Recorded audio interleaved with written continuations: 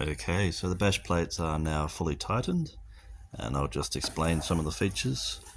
So as mentioned previously, this has got a full backing, so there's attached 3 bolts there, 2 bolts here.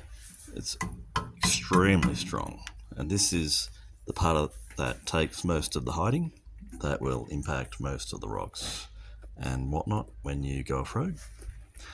Okay, so we have a wrap up here which provides strength to the plate and also reduces the amount of the risk of sticks or whatever coming into this space. We have recessed bolts here, so a nice clean underside,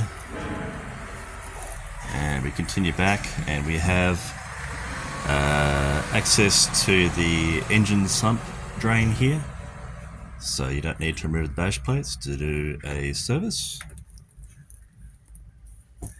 These holes here provide extra cooling and also allow material debris to fall back down. It's basically inevitable that sand and whatnot will get flicked on top of the plates no matter what you do, and you want to have an ability for it to escape.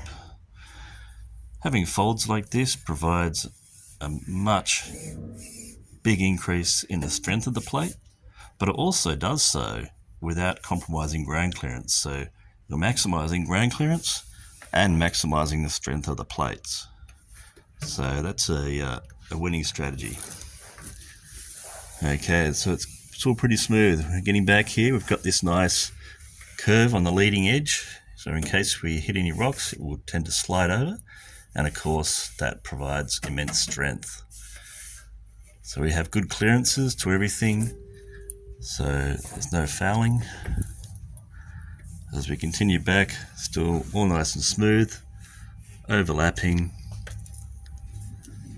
and we've now reached the very rear,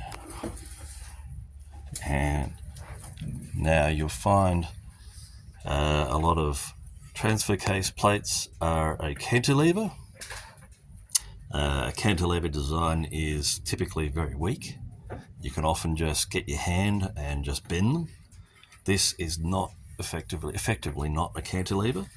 So this is basically a big triangle. So it comes across all the way over here. So by attaching here and pushing up against the chassis rail all the way back here, this has been turned into a triangle. And I mean, you could almost put a jack under this and jack the car up. I mean, it's just, I can put all my weight into this and I cannot meaningfully flex it. I mean, there's maybe 1 mil in that, you know.